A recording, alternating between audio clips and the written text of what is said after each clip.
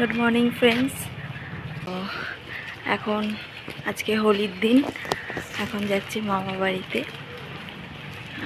চলো দেখা যাক, ব্লগটা কন্টিনিউ করো। ওখানে গিয়ে কী কী করছি পুরোটাই তোমাদের কাছে আনার চেষ্টা করব। তো চলো, এটা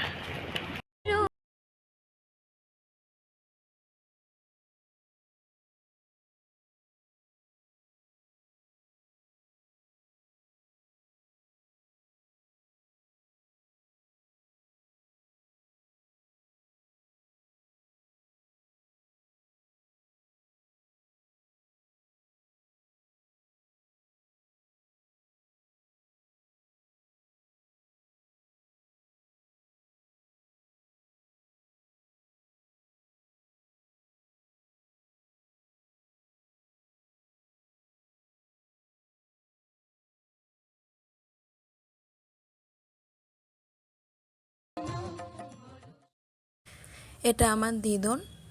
তো দিদন এখন গোপালের ভোগের রান্না করছে, গোপালকে ভোগ দেবে। সামনে এনে নিয়ে চলে গেছে। আমাদের রং খেলা স্টার্ট হয়ে গেছে।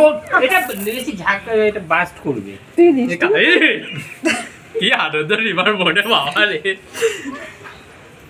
কাট তুলছে পুরো ভূত রং খেলার পর এই যে রং তোলা হচ্ছে, বাদর রং তুলছে। এইসব কিন্তু ব্লগ করে ছাড়বি না। আগে ছিল মাখানো পর্ব, এখন হচ্ছে তোলা পর্ব। Behind the scene. আমি যখন বলেছি তখন আসবেই। আপনা भी कुछ लिखवा है भाई।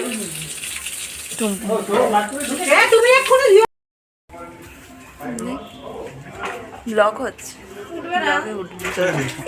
এই যে আমার দুই ভাই, না বড় ভাই ছোট ভাই, সব রং খেলার পর্ব হলো, সব রং টং খেলা হলো। খেলা হলো আর আমি এসে গেছি। বাড়িতে আসার পর মাসিরা, মেসো, ভাইরা মিলে সব এই রং মাখানো হলো। এবার আমার দিদা ভোগের দিন তোমার গোপাল রয়েছে যেহেতু বাড়িতে, গোপালকে ভোগ দেয়।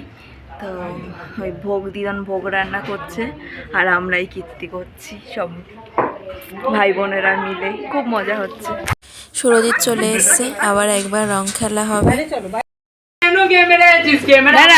আমি তো খেলবো, দাঁড়া এ করে নি। আমি মাখাবো, টাইম আছে।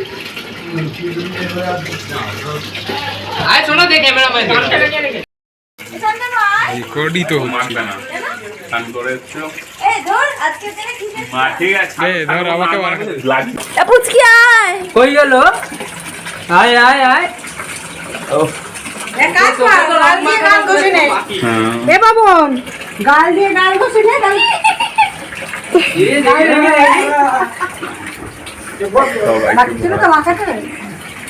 লাল রংটা কোথায়? সুরজিতের এখনো সবুজটা হয়নি ঠিকঠাক। রং ঠং খেলে পুরো ভূতের মতন অবস্থা হয়ে গেছিলো। এই ফ্রেশ হয়ে মানে স্নান টান করে তারপরে আসলাম। আজ মানে দোল উপলক্ষে আমার দিদন গোপালকে ভোগ দেয়, তো সেই কারণে মামা বাড়িতে আসা। তো তোমরা দেখেইছো মানে কি হারে রং মাখানো হয়েছিল।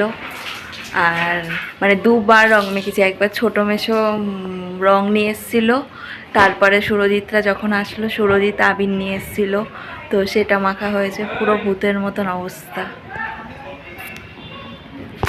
মধ্যে মানে বেশিরভাগ রংটাই উঠে গেছে, তবে হালকা হালকা তোমরা দেখ রং রয়েছে, হাতে রয়েছে। তো বেশ খুব মজা করলাম, খুব এনজয় করলাম।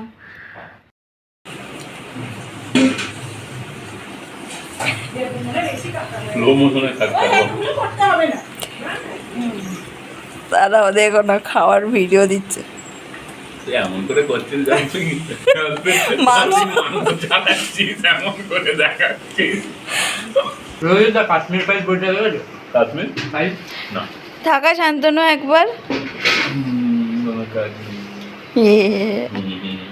আমার ভাইটার ছবি তুলতে তুলেছি, তোর ভাইয়ের ছবি। এখন একটু রাস্তায় বেরোবো মাসিদের সাথে ঘুরতে। তো আজ যেহেতু পূর্ণিমা, তো তো সেই কারণে গাছের ফাঁক দিয়ে চাঁদটা কি সুন্দর উঁকি মারছে। চাঁদ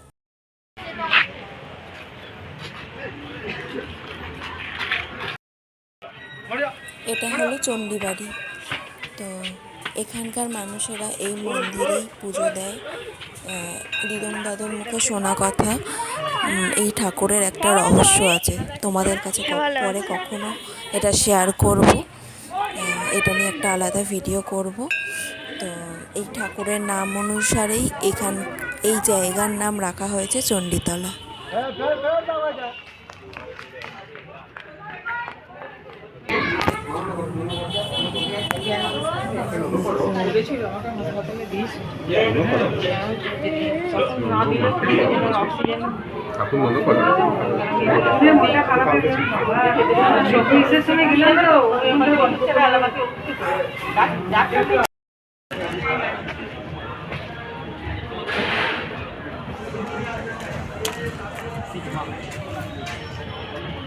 এটা হলো চণ্ডীবাড়ির মন্দির, চণ্ডীতলা চণ্ডীবাড়ি মন্দির।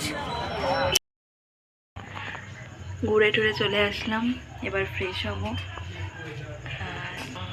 আমার ব্লগটা কেমন লাগলো জানিও। তো চলো টাটা। আর যদি পরে করতে পারি তো করবো, আর না হলে এখানে স্টপ হয়ে যাবে। চলো টাটা।